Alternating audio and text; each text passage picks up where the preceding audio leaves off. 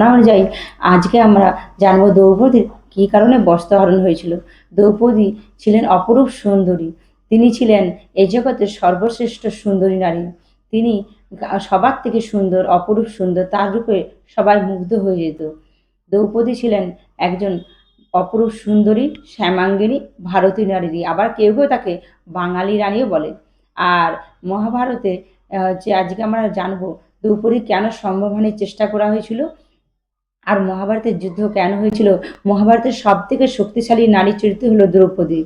আর এই মহান নারী চরিত্র হলো দ্রৌপদী। তবে আরও কিছু কথা থেকে যায় তার সম্পর্কে। দ্রৌপদীর জন্মরহস্য, স্বয়ংবর সভা, পাঁচসাবি, বস্ত্রহরণ ইত্যাদি বিষয়গুলো আজকে আমরা সব জানবো। আর সবার মনে এগুলো কিন্তু ঘুরে ফিরে প্রশ্ন জাগে।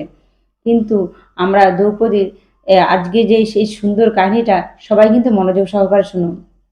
সবই কিন্তু লুকিয়ে আছে এই মহাভারতের পেছনে। আজকে আমরা জানবো যে কি ঘটেছিল দ্রৌপদীর সংবর সভায় এবং কেনই বা তার ৫ স্বামী এবং কেন আজকে দুর্যোধনের মৃত্যুর কারণ। এত কিছুর পরও আমরা কিভাবে তাকে ইতিহাসের অন্যতম সতী নারী মর্যাদা দেওয়া হয় আজকে আমরা জানবো। আজ তোমরা সবাই সাথে থাকো।